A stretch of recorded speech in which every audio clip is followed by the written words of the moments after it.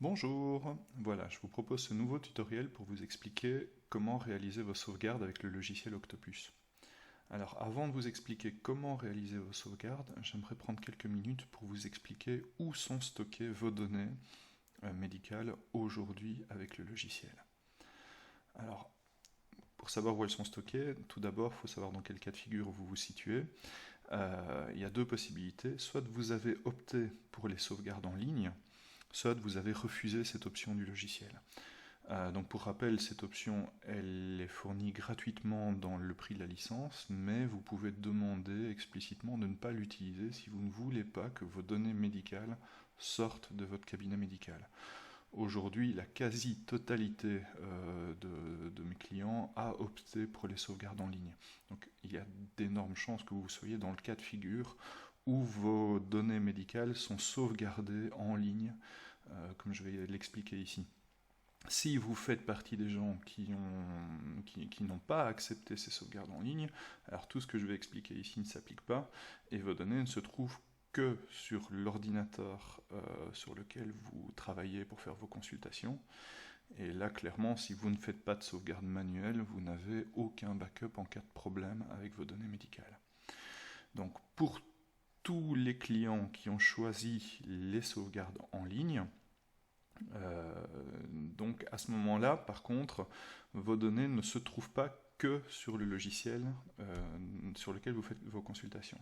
Donc comment est-ce que ça se passe? Si vous travaillez, donc ici j'ai fait un cas de figure en supposant que vous avez plusieurs ordinateurs chez moi, c'est pas forcément le cas, mais en tout cas vous avez au minimum un ordinateur, celui qui se trouve à votre cabinet médical, sur lequel est installé le logiciel Octopus.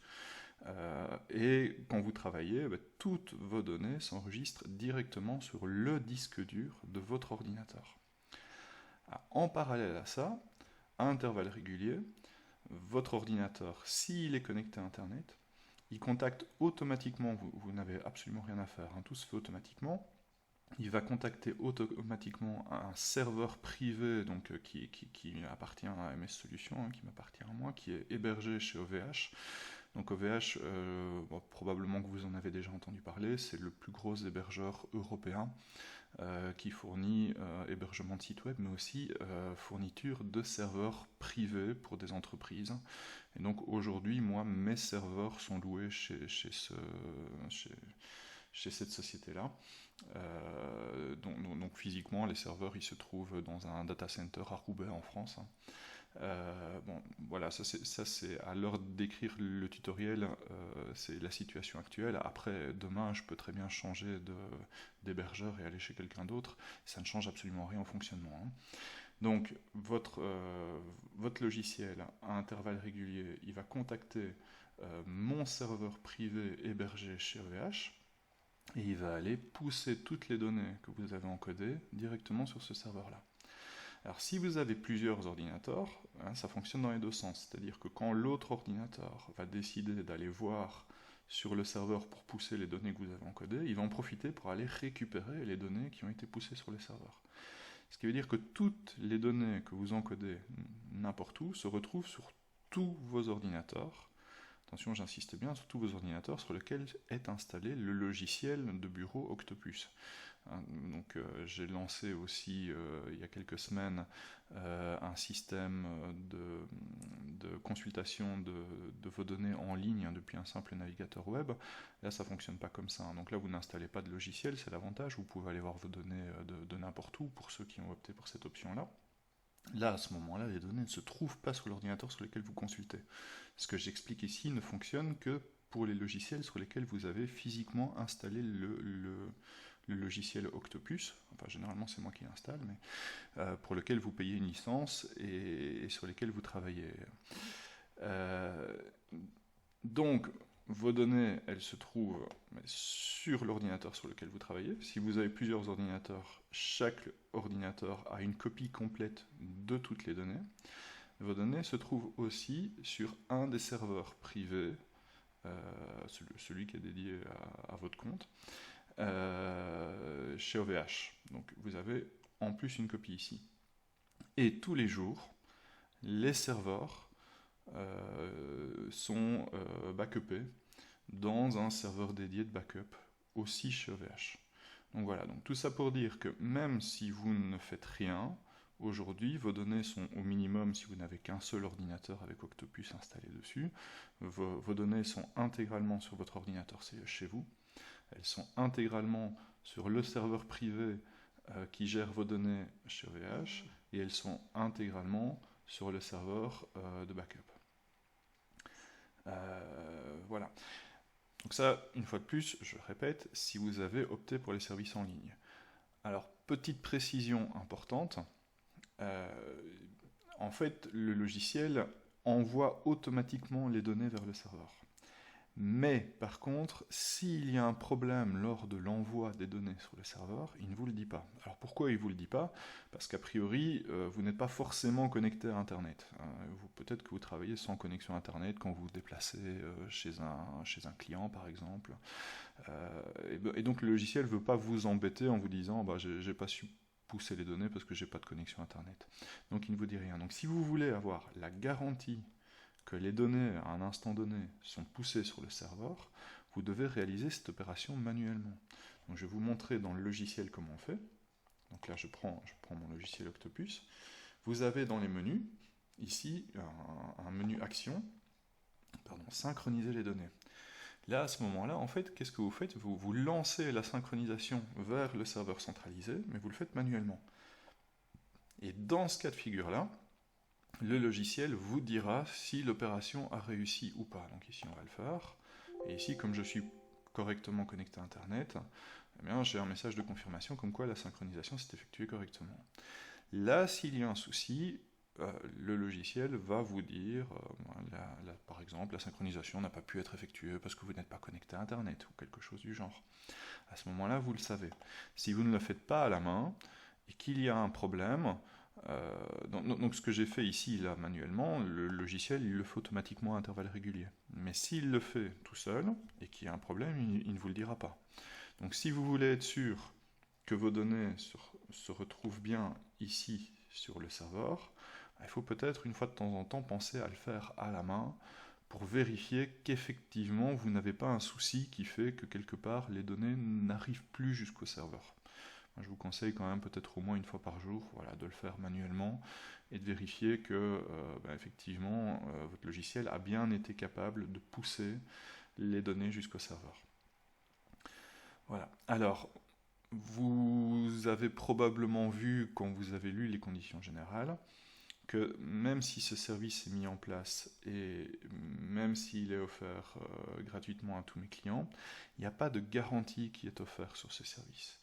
Donc en clair, moi j'ai mis ce mécanisme en place pour avoir une bonne fiabilité sur la récupération des données de mes clients et d'une manière générale, jusqu'ici j'ai toujours été récupérer les données de mes clients qui utilisent les services en ligne directement sur le serveur et tout a toujours très bien fonctionné. Mais vous restez responsable de la réalisation de vos backups. Ce qui veut dire que s'il arrivait un événement majeur qui faisait que je ne sois pas capable de récupérer les données qui se trouvent hébergées chez OVH et que vous perdez vos données médicales, c'est à vous à me fournir un backup que vous avez effectué manuellement et c'est sur cette base-là que je récupérerai et restaurerai vos données. Donc c'est ce qui est stipulé dans mes conditions générales.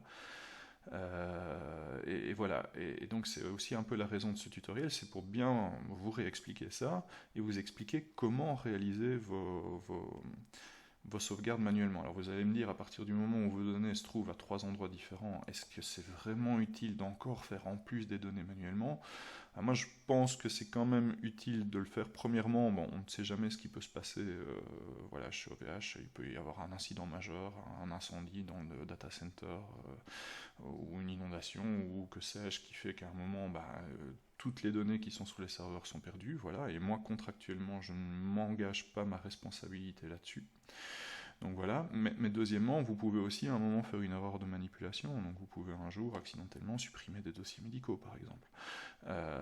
Si vous avez des archives de vos dossiers médicaux, on pourra aller récupérer dans les archives les dossiers que vous avez supprimés.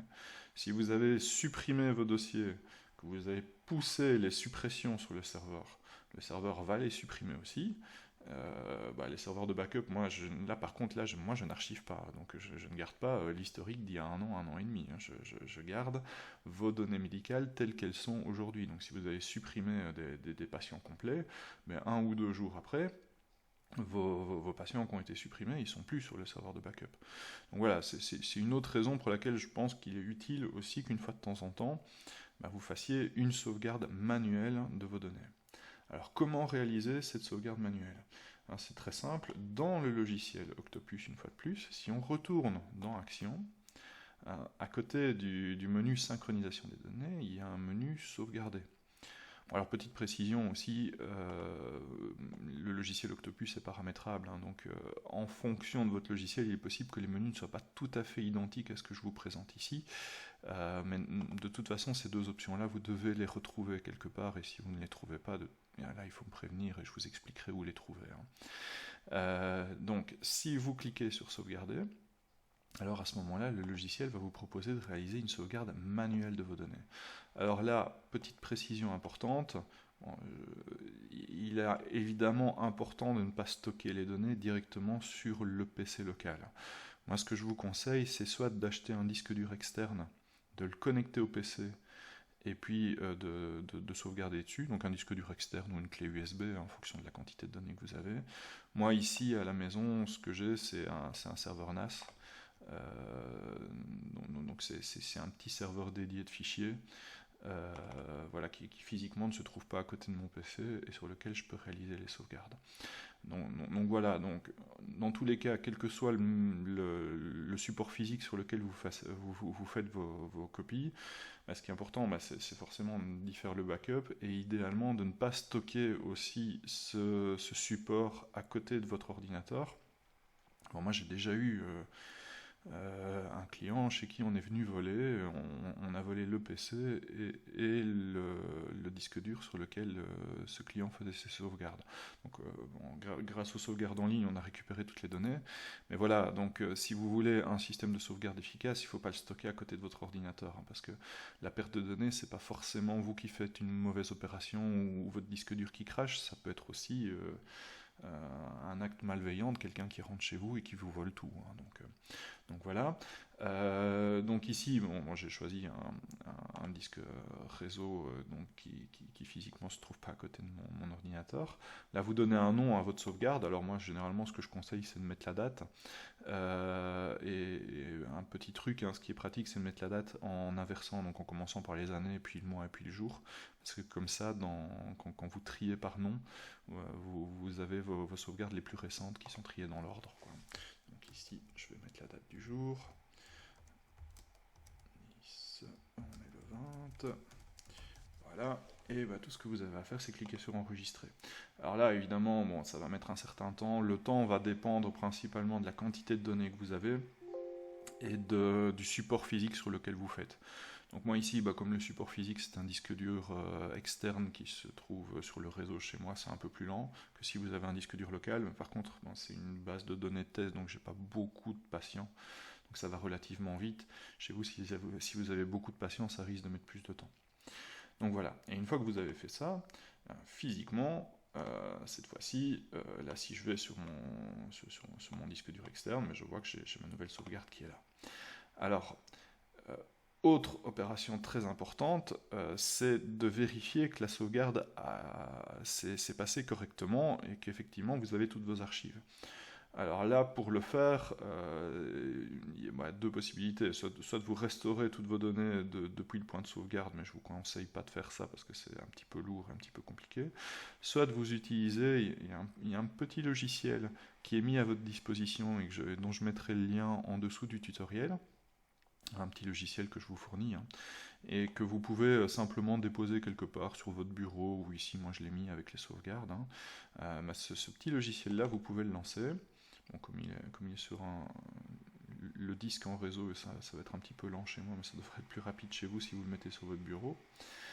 Et alors lui, il va vous proposer de sélectionner un point de sauvegarde en particulier. Je vous dis, ça sera plus rapide chez vous, hein.